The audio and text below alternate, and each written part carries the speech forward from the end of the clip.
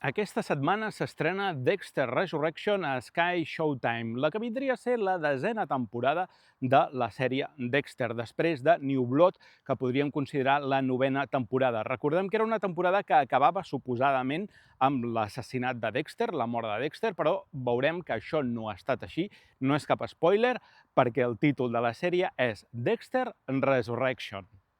L'univers de Dexter torna a estar de moda. Venim de fa uns pocs mesos de l'estrena de Dexter Original Sin, que ens explicava la història dels primers mesos de Dexter com a assassí en sèrie. I allà ja desvetllàvem, perquè tot era un flashback, que Dexter continuava viu.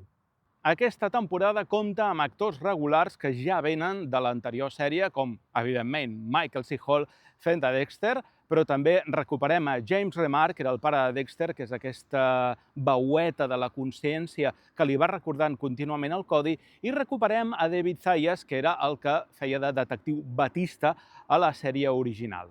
També s'hi afegeix Jake Alcott, que és un personatge que ja coneixem de la sèrie original perquè és el seu fill Harrison, però que l'actor com a tal el va interpretar a l'anterior sèrie New Blood.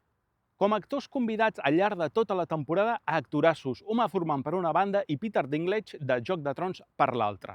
Tot això amenitzat per una sèrie d'assassins que estaran interpretats per actorassos, com per exemple David Dalmatian, que el tenim molt de moda últimament, el veiem a tot arreu, Neil Patrick Harris, de Cómo conocí a vuestra madre, o Kristen Ritter, que la coneixem com ser la Jessica Jones de Marvel Studios.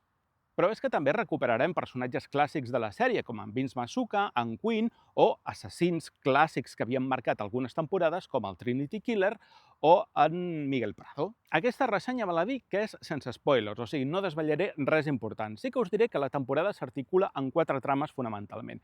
Primera, la relació de Dexter amb el seu fill, tornar a connectar amb el seu fill, és el motiu pel qual la temporada succeeix a Nova York, perquè en Harrison està treballant a Nova York en un hotel i aleshores en Dexter l'anirà a buscar. I a partir d'aquí ja no explico res més com es desenvoluparà la seva relació. Només dic que en Harrison continua tenint aquests instints assassins bastant semblants als que tenia Dexter, però que es manifesten de manera diferent.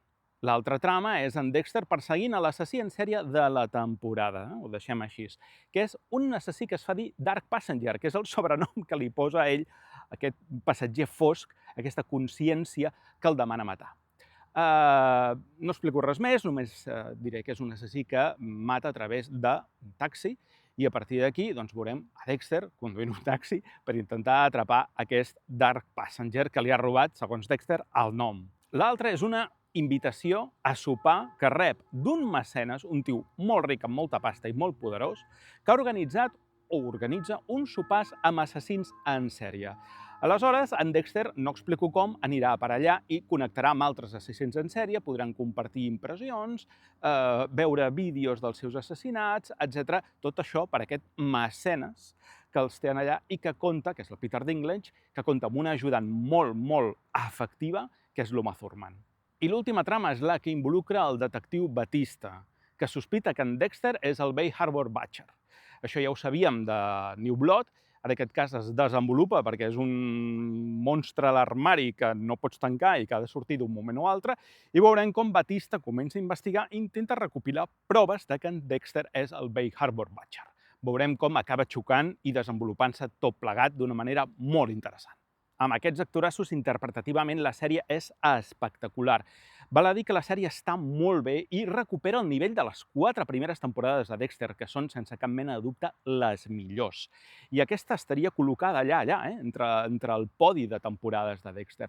Un Dexter que recupera aquell humor negre tan divertit que el fa tan característic. És una sèrie molt entretinguda, amb uns girs de guió molt ben escrits. Tenim a Clyde Phillips com a showrunner, que ho fa meravellosament bé. Recordem que ell ve d'aquestes primeres temporades de la sèrie Dexter.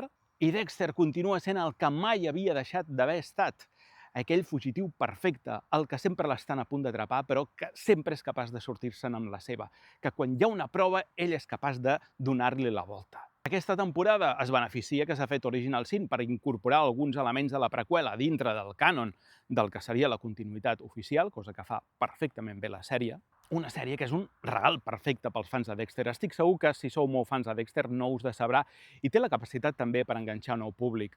El nou escenari és Nova York, que és molt millor que l'escenari de muntanya de l'anterior temporada, de New Blood, No és Miami, però funciona molt bé i li treu molt de rendiment el fet de que ens trobem a Nova York. Doncs ja ho sabeu, a partir d'aquest divendres ja teniu a Sky Showtime la nova temporada de Dexter, Dexter Resurrection, que està pensada com a múltiples temporades, esperem que no ens facin el mateix d'Original Sin i podem continuar gaudint de Michael C. Hall interpretant aquest magnífic personatge. Time to meet the man of the manor. Welcome. I cannot express how excited I am to meet you. You really like serial killers. I pride myself on finding the best of the best in every field. Let's show and tell, baby. So there are others. On their way. Only in New York.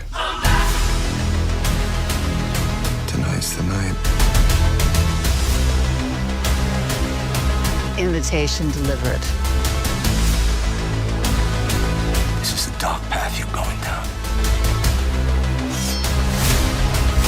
I heard you to be careful, son. I'm tired of being careful.